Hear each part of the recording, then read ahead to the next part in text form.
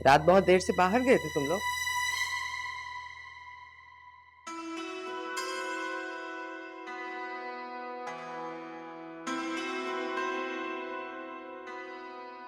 सुना था कि शादी के बाद लड़कियां पराई हो जाती हैं, लेकिन अब पता चल रहा है कि लड़के भी गैर हो जाते हैं।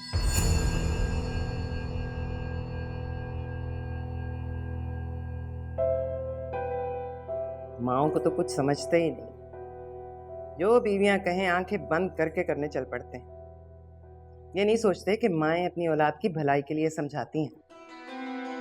पर इन्हें समझ आए तो ना, चाहे माँ के दिल पे छुरियां चल जाएं इनकी बला से। चाची वो तुम चुप रहो, तुमसे नहीं कह रही बीबी। तुमसे क्या गिला, मैं तो अपनी किस्मत को रो रही हूँ। जब अपनी औलाद ही आंखें फेर ले तो गैरों से क्या गिला। अम्मी बात का बतंगड़ क्यों बना रही हैं? कौन सी कयामत आ गई है? तो क्या क़यामत आने का इंतजार करूं? आधी रात को घर से छुपकर निकलने की जरूरत क्या थी? कोई ऊंच नीच हो जाती तो, और मोहल्ले में लोग देखेंगे तो क्या कहेंगे? क्या हो रहा है इस घर में? भाई ठीक कह रहे हैं अम्मी, इतनी बड़ी बात नहीं है। शहर में तो 2-3 बजे तक रौनक लगी रहती है ना। चलो भैया, अब तुम भी बोल पड़ो इनकी हमायत में। मायरा, तुम्हारी कसर रह गई है, तुम भी लेक्चर दे दो माँ को। मुझसे तो बहुत गलती होगी जो अपनी औलाद को समझाने बैठ गई। मेरी ही किस्मत खराब है।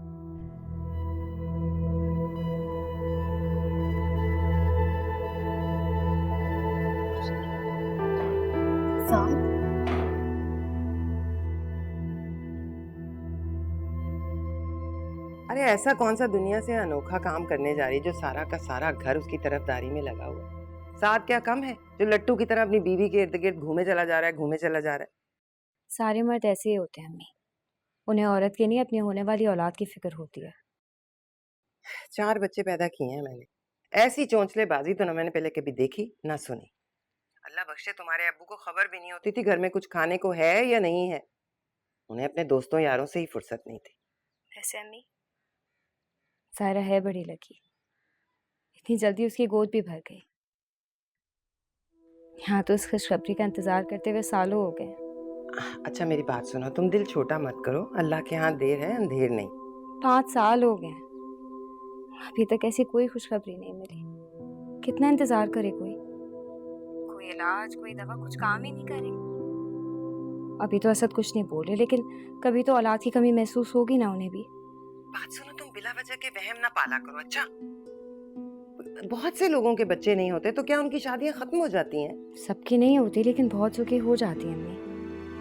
औलाद के लिए दूसरी शादी करना हमारे माशरे में बड़ी आम सी बात है।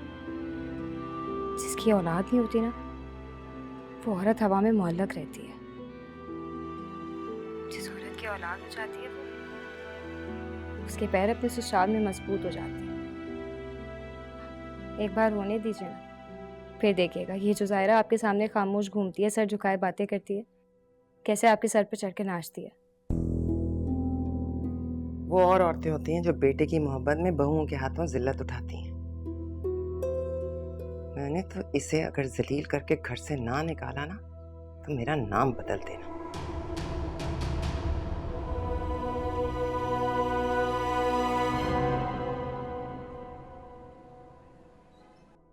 इज्जत और जिल्लत सिर्फ अल्लाह के इख्तियार में है। मैं किसी इंसान के डर से हक की बात करने से नहीं डरूंगी। इंसान वैसे भी किसी का कुछ नहीं बिगाड़ सकता। तुम्हें क्या ज़रूरत थी पराए मामले में टांग अड़ाने की?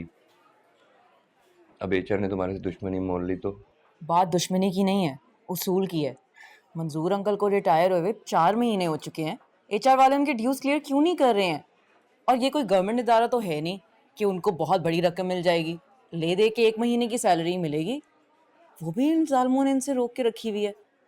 वो बेचारे सैलरी की आस में बार बार ऑफिस का चक्कर लगाते हैं, लेकिन बजाय इसके कि एचआर उन्हें पैसे दे, वो उन्हें जलील करके वापस भेज देते हैं।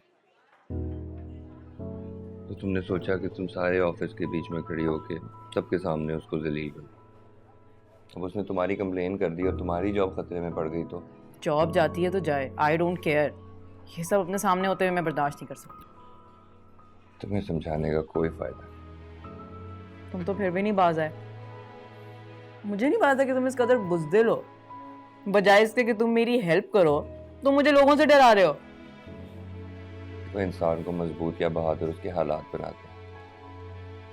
इस वक्त मेरी बिल्कुल ऐसी सिचुएशन नहीं है कि मैं अपनी जॉब को गवा दूँ। I have a family to support. तुम इसको बुज़दिली को या जो मर्जी को, मुझे लगता है ये मेरी रिस्पॉन्सिबिलिटी है।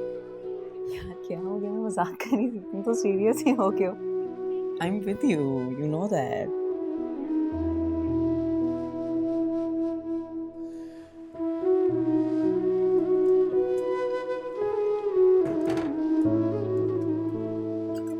इस दफा गोश्त अच्छी तरह से गलाना, पिछली दफा कसर रह गई थी। और सुनो, मियाँ के साथ चोंचलेबाजियां करते हुए तुम्हें यह सोचना चाहिए कि इस घर में एक जवान लड़की भी रहती है। तुम कोई दुनिया की पहली लड़की नहीं हो जो माँ बनने वाली। मैंने क्या किया है चाची? मेरे सामने ज्यादा मासूम बनने की जरूरत नहीं है। मैं खूब समझती हूँ आजकल की लड़कियों के ड्रामे। हर वक्त शौहर को अपने पल्लू से बांधकर घुमाती रहती हैं। ये साध तुम्हारे आगे पीछे फिरता है सारा दिन, कभी इस्त्री कर रहा है, कभी बर्तन धो रहा है। ये कोई उसके करने के काम है? वो तो मर्द है, उसको तो कुछ नहीं पता, पर तुम्हें तो एहसास होना चाहिए। तुम्हारा कमारा देवर और तुम्हारी नंद रहते हैं इस घर में, कोई शर्म हया है कि नहीं है? चाची मैंने साथ को कुछ नहीं कहा, वो ये सब कुछ खुद ही करते हैं। अरे वो करता है तो मना करो उसे। तुम्हारे मुंह पर ताला क्यों लग जाता है? मर्दों को इन बारीकियों का एहसास नहीं होता, पर तुम्हें तो होना चाहिए ना। आइंदा इस घर में ऐसी कोई हरकत ना देखूं मैं। हम शरीफ लोग हैं, अगर तुम्हें यहाँ रहना है ना तो शराफत से रहना होगा, समझी?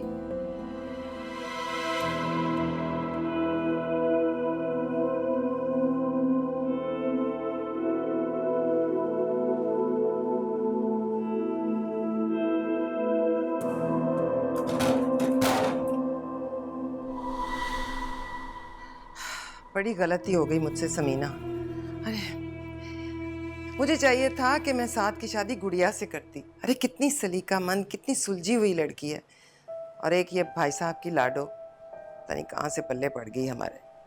अरे है आपा, मैंने तुम्हें कितना समझाया था कि ना करो ये शादी, ना करो ये शादी। बड़े बाप की बेटी है, नाक चने चबा देगी तुम्हारे। लेकिन तुम्हें कहाँ समझ में आती थी मेरी बात? हर वक्त भाई साहब के गुण गाती रहती थी। अरे समीना समझने की कोशिश करो, जिनका नमक खा रहे थे उन्हीं से नमक हरामी कैसे करती मैं? भाई साहब के एहसानों तले दबी हुई थी मैं। हमारे सारे इखराजात वही पूरे करते थे, उन्हें इनकार कैसे करती? अब इसका ये मतलब थोड़ी है आपा कि तुम बदले में अपना बेटा ही बेच डालो। है? साथ की जिंदगी तो तुमने बर्बाद कर दी ना। बस गलती हो गई समीना। मेरा बस चले 1 मिनट में उस जायरा की बच्ची को साथ की जिंदगी से निकाल बाहर करूं और गुड़िया को ले आऊं घर।